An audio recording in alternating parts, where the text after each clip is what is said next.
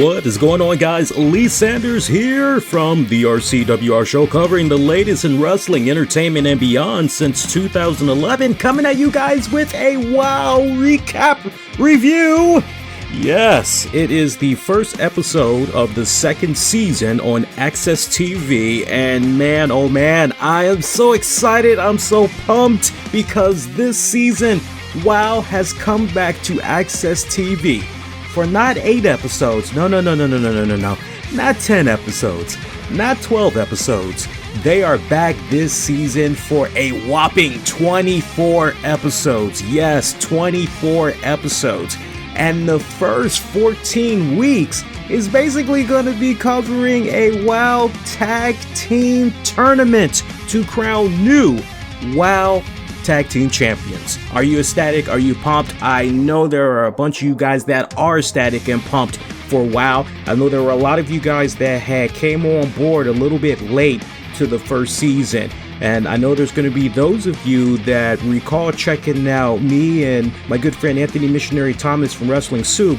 We would do our recaps, but I am there. Whenever Mish wants to talk about WoW, I am definitely there. But, and Mish don't mind me telling this, I've been saying to Mish since last season, hey man, anytime you're ready to do some WoW recaps, let me know. And sadly, when it came to the first season, which I think on Access, I think they were given 6 or 8 episodes, there was only like 3 times that we basically did the WoW recaps. It might have been 2, I'm not really sure. But then when it came into this season, so far, we have not talked about the first 2 episodes that are now in the books for this new second season. So I know there's a lot of you guys that's like, hey, where's the WoW recap? Where's the WoW recap? And anytime Mish wants to go on ahead and do the WoW recaps, I am there at a heartbeat as soon as he wants to talk about it. But I definitely, because I feel so tightened up, like I want to talk about this and everything, and I need some type of an outlet to put it on out there. Not to mention thinking also about the interviews that were being conducted with myself and Mish, talking to David McLean, talking to Selena Majors, the Till Piper interview. And before anybody asks, with regards to the Till Piper interview, at the time that you're going to be checking this out, either I am, depending on how soon you're accessing this, either I am, as we speak, putting the finishing touches on that Till Piper interview, literally uploading it to all the platforms for you all to check out, or it is already available. It just depends on when about exactly you're checking this out. So to kind of complement the interviews and some of the sites that were picking up on those interviews, shout out to 401 Mania, by the way, showed us a lot of love. It was like, man, we got to have some type of a free open outlet out there where if they want to maybe pick my brain on what I've been thinking about the WoW product, okay, well, here you go. So that's how we got to this point where we are right now. But make no mistake about it, me and Mish will be doing WoW recaps in the future. It's just really about his schedule. He'll let you know. I've tried, and you know, he's a jack of all trades. He is doing, to his credit, he's got to spend time with the family, and he's also got to somehow pump in 4-5 shows during the week. He is all over the place. He's a working hard man. So, but yes, anytime he wants to talk WoW, we'll definitely do that. But I'm flying solo on this one. So let's go ahead on that note and let's talk about this WoW episode, this first episode of the second season. I gotta tell you, can I just say, it's very refreshing that the WoW Women of Wrestling promotion is being built around one Tessa Blanchard. And I've really got to home in around her, because you talk about such a trifecta of a team in the WoW founder, creator, David McLean, and then you combine his savviness, his business skills, his experience in this pro wrestling industry. You combine all of that with one Jeannie Buss, who is just a great mastermind. She learned from the very best. Y'all know who her daddy was, right?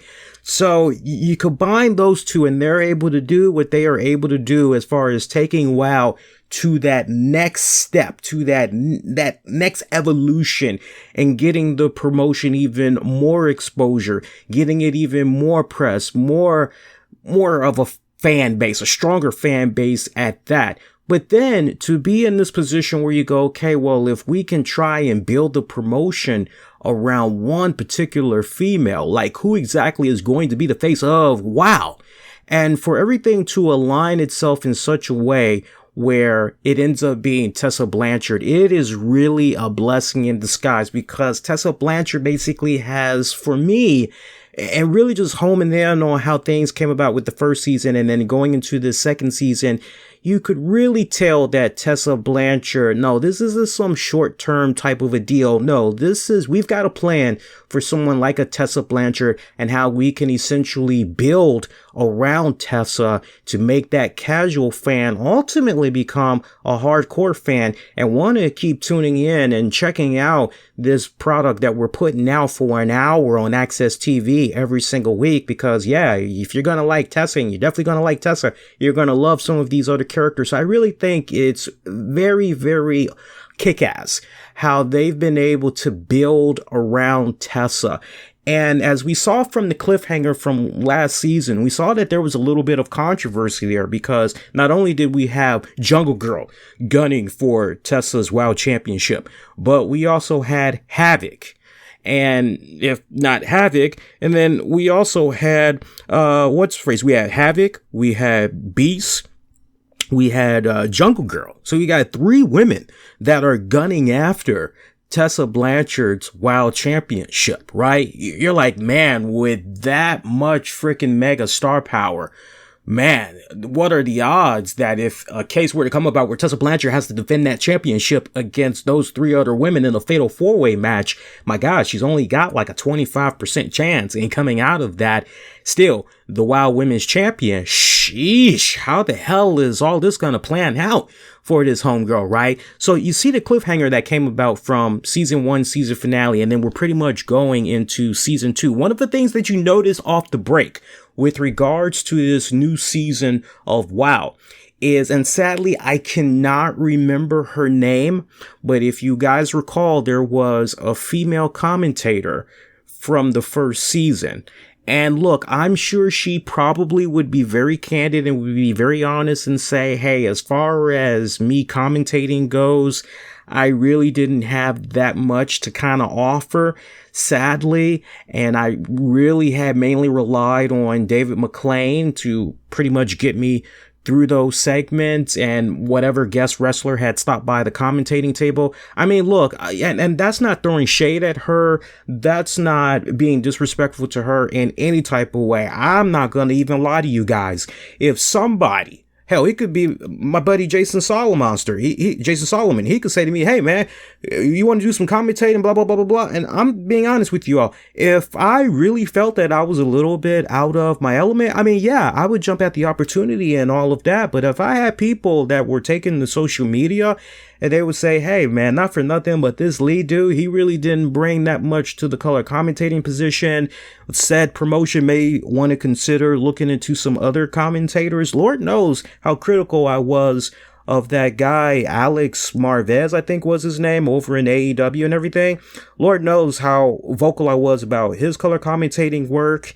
And Golden Boy, I mean, that's a great replacement. We all can be in agreement. I did not see hardly anybody saying anything negative about the work of Golden Boy as a replacement for Alex. You get what I'm saying, basically, right? So it's not throwing shade at whoever that female color commentator was during the first season for WoW on Access, but to basically replace her, right? Because the past 2 episodes now, and we'll talk about the second episode on a future installment, but they did not have her so far during these 2 episodes. She's been replaced by a guy by the name of Stephen Dickey. And I like him. He's actually pretty cool. At times, you could just close your eyes and you're literally kind of having a little bit of a hard time figuring out, well, who is who? Who is David and who's Steve? Which one's David? Which one's Steve? Because their voices sound so similar, but there's a slight higher pitch when Steve talks that can let you know, okay, that's Steve that's talking. But there are many instances where you're trying to figure out, okay, who's who. 2 episodes in, still can't quite figure out who's who. But I definitely feel as the more episodes that we are going into, like I said, you just gotta look for that little bit of a slight pitch. If you're really not paying attention to the color commentating, it's very easy to be like, man, David's just been a one-man show, and he actually has a sidekick the entire time that he's talking and everything.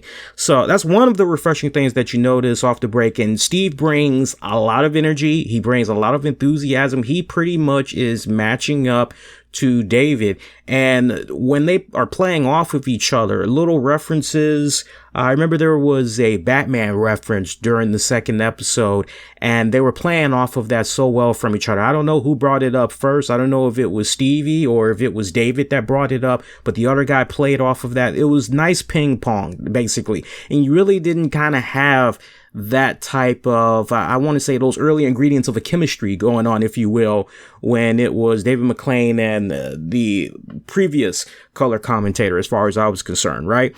So season 2's episode 1 episode opened up with Tessa Blanchard coming down to the ring, talking with David McLean. Say, hey man, look, I'm the baddest bitch on the planet, and I'm trying to figure out who's going to be the #1 contender that's going to take me on for this title. And then you had Havok appear, Jungle Girl appeared, Beast appeared. Of course, Beast letting the champion know, hey, the only reason why you got that championship is because I let you get that championship. So that's the only reason why you're the wild champion right now, right? So all of these women are rightfully making their claims as far as why they feel they should be the wild women's champion. So Tessa pretty much gives David an ultimatum, if you will, and says, look, I'll pretty much fight anybody. I'm not going to fight anybody right now, but I'll pretty much fight anyone that you got for this championship on next week's show. David, you pretty much just going to have to figure it out because I'm out of here. Forget this. And on a side note, can I give the Beast a lot of credit? I believe her real name is Tawana Ferguson. Actually, yeah, your boy been researching a lot of these girls, man. That's what I'm saying. I can't wait to talk about these girls a lot more on the show and on the other show with Mish, man. But Tawana Ferguson, man, aka the Beast, this girl is badass. She ain't even been on that wrestling scene that long, man. And I mean, she is just tearing it up.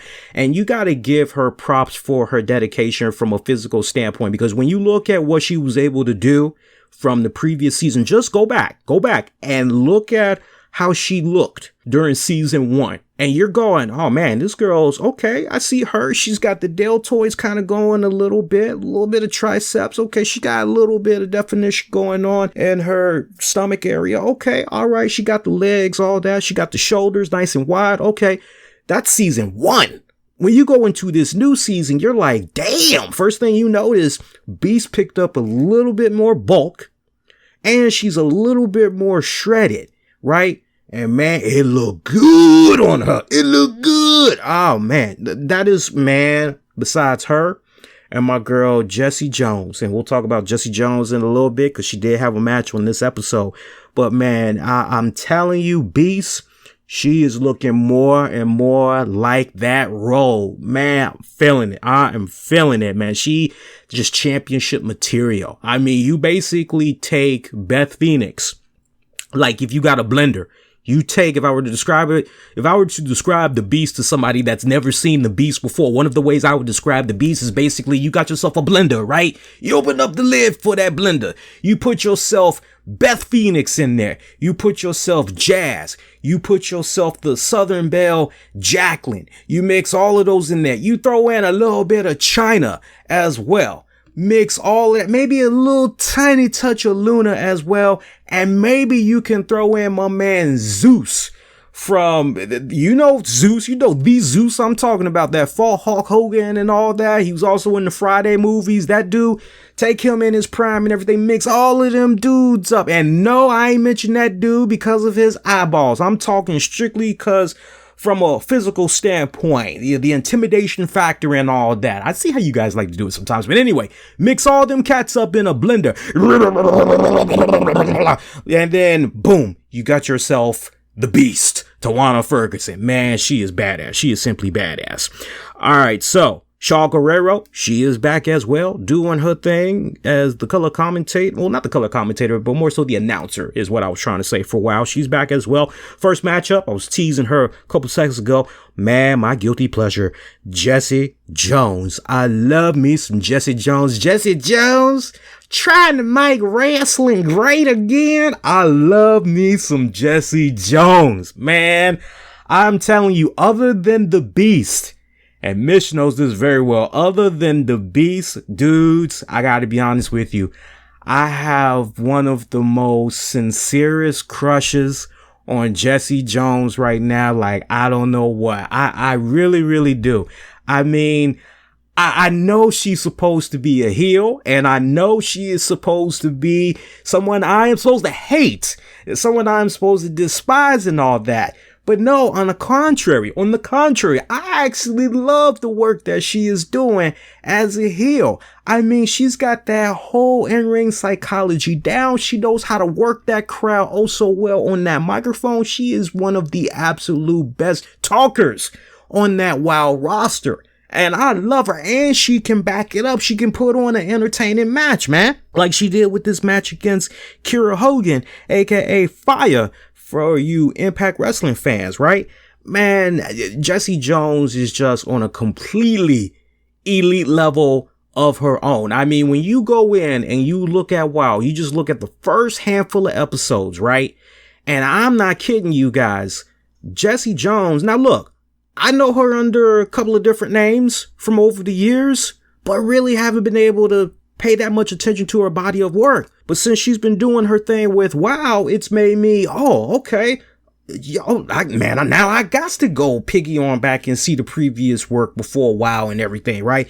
And I'm telling you, she is just, for somebody that maybe has never seen WoW before and you're just looking at it for the very first time and you're going, okay, Jesse Jones is one of those people that jump out to you off the break, aside from Beast and aside from Tessa Blanchard. I mean, when you just got characters like that, that you're able to just instantly gravitate towards, you know. But man, I love everything about her, the whole psychology. And I know she's got the whole, hey, she's Kentucky's own, man. But she is cute. I have such a crush on her, man. I kind of feel like my man from Street Profits over in WWE, you know, hey, holla at your boy. And I definitely be making my woman jealous every single time Jesse Jones be coming on the TV. I'd be going, oh, there's my guilty pleasure. I was like, it's Jesse Jones, and she cop an attitude like, I don't know what. She be silent to me for a couple of minutes until the match is over. And she's like, did you get your fix this week? Yep, I'm good. I'm good. But no, seriously, she's awesome. I can't be any more complimentary of what she's able to do as a pro wrestler. I mean, really, she's got the total package, everything, just psychology, everything. Great match against Kiera Hogan. Kiera Hogan is really, really coming more into her own as well. And I like how WoW is able to capitalize on some of these women they've been able to work with over from Impact Wrestling and really take them to that next evolution, right? So take a girl, for instance, like a Kiera Hogan. Kiera Hogan, when you saw her in Impact Wrestling, you're going, okay, I see a little something there, but there's really no personality. There's really nothing I can truly gravitate towards. She's not really playing off of the crowd, and I'm not really sure what her background story is about. You know, we need some type of a flushing out period where we can really establish what Homegirl is all about. And for her to be working with WoW and what we've been seeing so far from a full season with her and these couple of episodes in, creative needs to get a lot of props because they've really been able to flush out this character of hers even more. And I'll tell you something else. And I'm sure if she would ever sit down and do an interview, I'm sure if this question was asked to her, she would say, yeah, definitely. That helped me really blossom even more, really find myself more and really let loose personality wise, not really hold back. You know, recently she had revealed on social media that she was, if not a lesbian, at least bisexual. And she's been in a long-term relationship with her partner now for a good minute. So I would like to believe that if you were to ask her a question along the lines of, hey, did you kind of find that with something like that, you weren't really sure how your friends, most importantly, how your family was going to react to it? Did you kind of feel as though it maybe in a way hindered you more creatively from a wrestling standpoint? Like, did you notice, like, now that you've revealed that, hey, I am a lesbian or I am bisexual and I've been in a same-sex relationship now for a blah, blah, blah. Did you find that it was really able to help you come out even more? Would be the question I would kind of phrase it. Did it really just shake you up even more to the point where, you know what, hey, I'm living life, I'm living me, I am now just going all balls out, accept me as I am? And did it translate well into your characters on WoW and on Impact Wrestling and just in general in the free agency market, or it didn't play any type of an impact at all? I'm very curious what her answer would be to that respected question, right?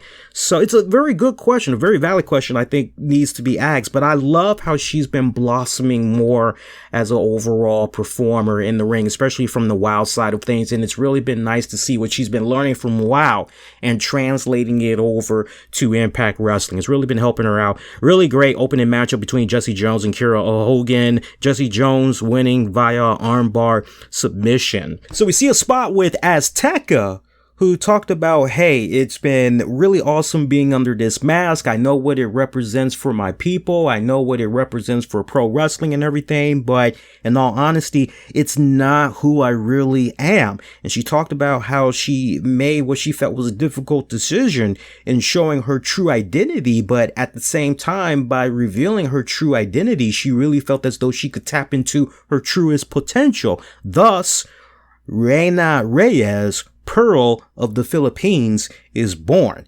Next matchup, we saw the WoW debut of Sassy Massey. She's also known as Alicia Edwards, the wife of Eddie Edwards.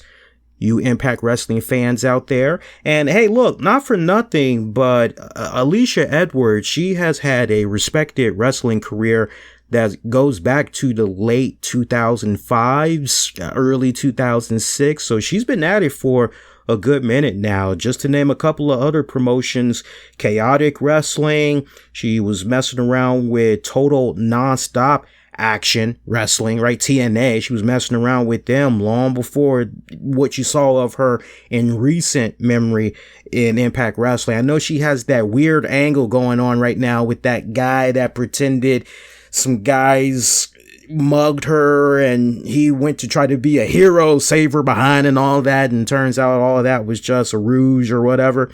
And yeah, she's now making her presence felt in the WoW Women of Wrestling promotion, but she also had worked for, what was the other promotion? New England Championship Wrestling. So, I mean, a nice little stint over there too for the New England Championship Wrestling. So, young lady's been around for a minute. And I do say young lady because when you hear, 2005, 2006, okay, so she's probably in her 40s now, right, Lee? No, she's only, I think, 32, maybe going on 33. So she's a relatively young girl. Here's another one taken from what you see on Impact Wrestling. And I gotta be honest, I can remember doing a couple of Impact Wrestling shows where you all know the Impact Showdown, right? That's a show that we used to do from time to time where we would review episodes of Impact Wrestling. And I'm ecstatic that we're going to be able to talk more Impact Wrestling because now that they're making the move to AXS TV, for those of you, hey Lee, are you going to get back into covering Impact again? Yes, the big hang up was just, man, I'm not really feeling watching it on Twitch, and then I gotta do something at midnight, like, man, and it's on a Friday night. Nah, man, we ain't got time for that. Forget about that. So, but yes, we are going to be bringing that back into the fold once again very, very soon. Just gotta figure out what's the day and time that these guys are going to be on and everything. But here's another case where you see someone like a Sassy Massey, aka Alicia Edwards, and you see what's currently happening with her character in Impact Wrestling. You're like, other than this storyline, ain't really nothing there. She essentially came in as Eddie's wife during that whole program there with Killer Cross and, all this other stuff that was going on. And you're like, okay, she's kind of serving her purpose a little bit, but, But here, WoW really taps into her wrestling background. And she shined so much. She really, really did. I really took a step back and I was really able to appreciate her more as a performer. And it really opened up my eyes even more to the fact of, okay, so here's what happens when you're really able to utilize a wrestler, utilize their skills, really just do a clean slate, just clean slate, open field, play with a character and everything, and really try to help the fans connect to this character even more, why they should give a damn about this character. And just what I was able to see with her, she actually was in a one-on-one matchup. It was a win effort. She had defeated the Disciplinarian. Even though Samantha Smart had tried to run a little bit of interference in there, Sassy Massey had actually picked up the victory. She won via sunset flip. But just to be able to see what Sassy was able to do in there, it was like, okay, all right, I like what I'm seeing here. And look, I just told you guys how Fire, was able to do what she was able to do and translated over to Impact Wrestling. So I would like to believe that powers up that be in Impact Wrestling are definitely watching how these girls are being handled in WoW and are going, okay, well, these little things, let's see if we can kind of pick some of these traits up and have it resonate over here, because it'll definitely help them out. It'll help our product out even more, right? So really like what I was seeing there from Sassy Massey, aka Alicia Edwards. Really, if that's someone you were on the fence about, you really didn't care that much about, and that's mainly because of what you saw of her work in recent memory from Impact, because I know she's been back with Impact this go round since 2017. You're definitely, I promise you, when you see her work in WoW, you're going to be like, okay, that's what I'm talking about. And you'll follow that up with, why isn't Impact utilizing her like this? Why aren't they utilizing her at her strongest points personally, right? But it is what it is. Hey, David McLean had set up this nice graphic package talking about the WoW Tag Team Championship series that is going to be happening during the course of these weeks. So, of course, everything began in the 1950s when you had Ella Waldick and Mae Young. They were considered the first female world tag champions. Then in the 1960s, it was Donna Cristanello and Tony Rose. 1970s, it was Vicky Williams and Joyce Grable. 1980s, it was Joyce Grable and Wendy Richter. You also had Princess Victoria and Velvet McIntyre. Glamour Girls Judy Martin and Lalina Kai, who held the titles for, get this, 909 days before losing to Japan's Jumping Bomb Angels.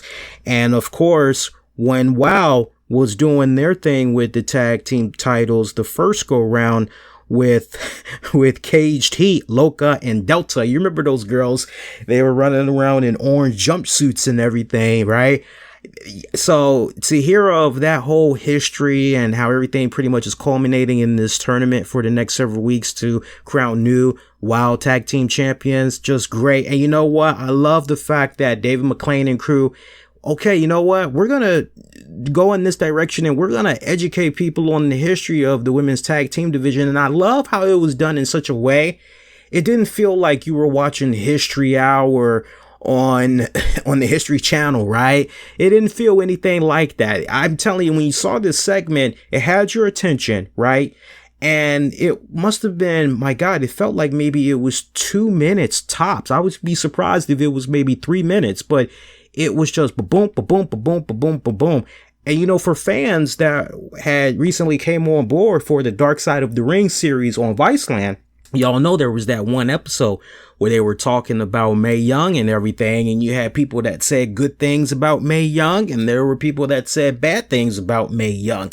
So I like how, and I don't know if David McClain and crew kind of looked at what Viceland was doing and saying, you know what? It seems to us that there are, in fact, fans that can appreciate the old school history of wrestling if we were to break it down in such a way to tell a riveting story, but most importantly, really sell them on these championships that we're getting ready to reintroduce. Think it would really help out. I'm not really sure if they even checked out that series or if they just, no, you know what? We know for a fact the type of wrestling fans that we have, and we know that a lot of them are old school wrestling fans, and they definitely are going to appreciate something like this. But I gotta give them a lot of credit, because just from a production and the recounting of history standpoint, they were able to tell it in such a entertaining way that your attention span did not, okay, yeah, I think I want to go fast forward. I think I'm ready to go use the bathroom. It was really awesome how they had set that up. So we told you how Sassy Massey had picked up the victory over the disciplinary, and there was a backstage segment where Sassy was celebrating backstage. She was in euphoria, but the disciplinarian, and Samantha Smart, they were pretty pissed. Cameras had actually tried to go in to their respective locker room. Samantha Smart had saw the cameras trying to come in, and she immediately had slammed the door. Razor and Fury, also known as the Psycho Sisters, they've added a new member to their stable, a woman by the name of Mesmeriah. You had Psycho Sisters Razor and Fury. They had took on and defeated Princess Aussie and Rena Reyes. We had saw Fury grab a handful of tights of Reyna in order to advance. This was one of your first matchups for the Wild Tag Team tournaments. So yeah, Razor and Fury with a little bit of help from Mesmeriah. She definitely was the impact. I like what's going on with these girls. I know we can't go all Joker dark, Raekwon Phoenix, Joker dark. I know we can't respectfully go in that direction and everything, but for what these girls are bringing about, it kind of has like this, if I were to describe them to you, just the vibes I've been picking up so far, they give me this Psycho Circus, Insane Clown Posse, Slipknot type of a vibe that's going on to them. A little lighthearted to a certain degree, and I'm fine with that, because at the end of the day, when you're looking at a product like WoW, okay, this is something I can definitely sit down with my kids. I can check this out. We're going to have a good time. I don't have to worry about profanity. I don't have to worry about something so, that was pretty extreme. I don't really think my kid, and this is something that people of all ages can really sit down, check out, have a really good fucking time when it's all said and done, right? Great time at that. I didn't mean to use the F word there. Sorry about that. I like how I set all that up and then I used the F-bomb. My bad, guys. Anyway, trying to do good when it comes to doing these recaps in particular. I'm trying to make sure I don't throw too many F-bombs, use too much profanity out there, since overall this is a family friendly oriented show in the WoW product that I'm talking about. So for each time, I swear, I will definitely be putting $1 in the jar. So if you are keeping track, let me know and make sure that the math is what's in the jar. All right. Anyway, we got our main event match of the night. It was Havok taking on Beast, taking on Jungle Girl. This was to figure out the new #1 contender. Now, for some of you guys that's going, yeah, but Lee, I watched last season. What was going on with Santana Garrett? What happened with Santana Garrett? So look, just to recap, Santana Garrett, there was legit health problems with her dad. He really did not have that much time left. Basically, during the tapings of WoW's first season on AXS TV, her father had passed away, and she had just took time away from the promotion, and she also during that same time period had to prepare for a wedding and everything. So that's how things had pretty much, okay, so the title's coming off of Santana. But if you were one of those type of fans saying, hey, look, Tessa never did truly beat the champion, all respect due to Havok, Beast, Jungle Girl, but Santana Garrett is the one that never was truly beaten for that title. So if anybody has the laid a claim of, hey, I should be the #1 contender because I was never defeated, it's Santana Garrett. Well, Santana Garrett is in a much better place now that, unfortunately, the passing of a father, and that's something that, look, when you lose your parent, nobody wants to see their parent go away. Like, no, for all eternity, you continue to be there, right? But on top of the sadness, there was also happiness at the end of the tunnel. She got married and enjoying this new life with her man and everything. He looks pretty cool, seems like a really cool dude and everything. And now that she's okay, honeymoon period, all that is over, let's talk wrestling again.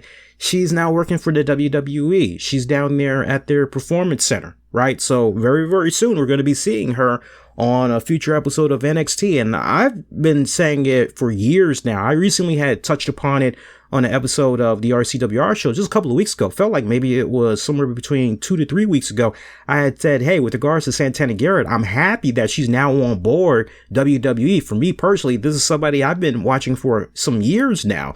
It feels like I've been watching them for at least about 8 years. And I've always said, hey, Santana Garrett, she should have been in WWE at least 5 years ago. 5 years ago, overdue. She should have been with the WWE. So sadly, with Santana now over there in WWE, for those of you that's like, what's up with Santana Garrett? That's what's going on. So hopefully that just squashes it all together, right?